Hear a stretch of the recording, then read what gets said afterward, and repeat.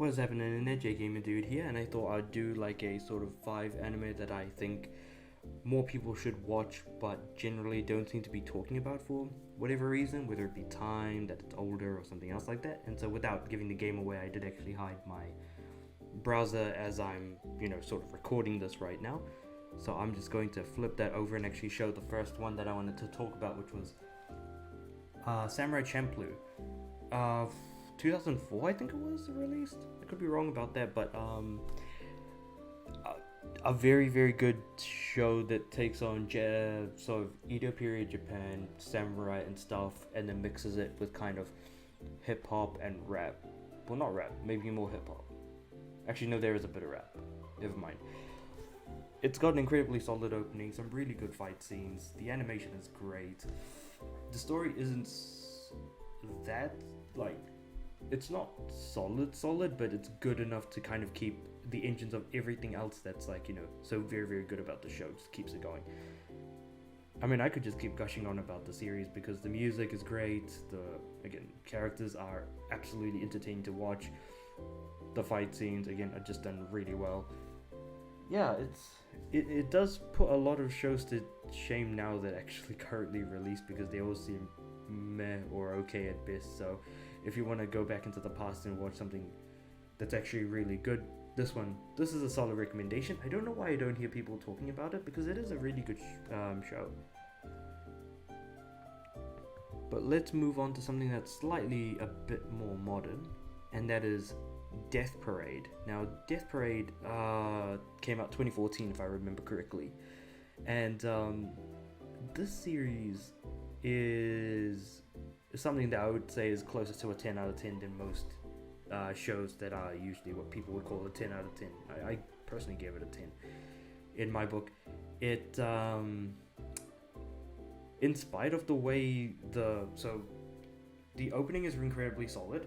The opening slaps hard, but if you compare the opening and the ending to when you compare the opening that you see every episode to the ending of the series, as in the final few sort of events in the final episode, it's like the absolute opposite of two different feelings that you can have.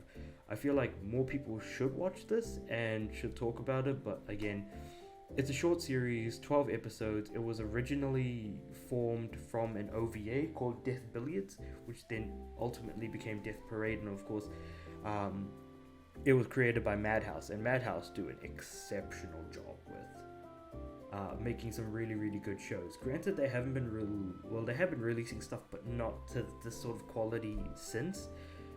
But it'll be good to see them kind of, do another original series like Death Parade, which isn't based off of anything. Yeah, that's also another great thing about it, is it's an original series as well. God, it really is something else. It's a great watch. It's entertaining. The first 2 episodes pretty much show you the same series of events, but from 2 different perspectives, and it kind of really gives you a good idea of what you're going to be in for. So after the 3rd episode, if it's not your jam, then probably not worth watching, but I would still recommend people at least give it a shot. It's the best show I've ever seen that just nobody will ever talk about. So again, it's just worth putting out there, mentioning, and hoping that people kind of pick up on it. After that, we have now this isn't a series. This is a movie, Maquia. I feel like more people need to watch this, more people need to talk about it, because when the anime of the decade, conversations were going around, especially with say places like Crunchyroll and Funimation doing their own thing, there was no mention of Maquia, which what hurts the most about this, for me at the very least, is that I watched it in the plane, and that was still enough to get me. So I did actually go out of my way to get the Blu-ray after I landed back at home from the flight. So definitely, it's incredibly rare that I ever go out of my way to buy physical media for a series or a show or a movie in this case, that would usually not be a thing that I would do, but the fact that I did kind of at least tells me that I did enjoy this a lot more than I was expecting to. And I suppose I kind of went in with little to no thought behind why, and it does focus more on a sort of familial relationship between the two leads here on the cover. But like God man, like life sucks, time passes by. What does time mean to anyone, anything, and all the other stuff? Whereas with like Death Parade, it was about what does it mean to live, what does it mean to die, can people judge how you live, how you die, and all that other stuff. So Maquia is definitely a very, very different space, but it gets you to the same place as Death Parade does, albeit in a very, very different manner. So this one I definitely would highly recommend for people to watch. And again, is another one of those things I gave a 10 to, because I really don't know why more people aren't, sort of appreciating something like this. Or maybe a lot of people just didn't watch it because it is a movie. You're inherently minimizing your audience by making something a movie as opposed to a series. And even if you did make it a series, would more people watch it, or more people watch some isekai trash? Who knows? Like, it really just depends on how you want to cut it up at this point. On the next end, or the fourth one that I've got out of the 5 is DURARARA. Now, DURARARA, I was either going to put DURARARA or Ikebukuro Westgate Park. Either of these could have gone into here, but if it weren't for Ikebukuro Westgate Park, we wouldn't be getting DURARARA. Both of the sort of series revolve around groups of gangs around Ikebukuro. Each kind of have their own agenda. Each of the gangs are literally their own factions, and everything collides. All the gangs and stuff collide around our main character or characters. So character in the sense of like Ikebukuro Westgate Park, because everybody knows the main character. Everyone knows he's a helpful guy who goes around and helps people.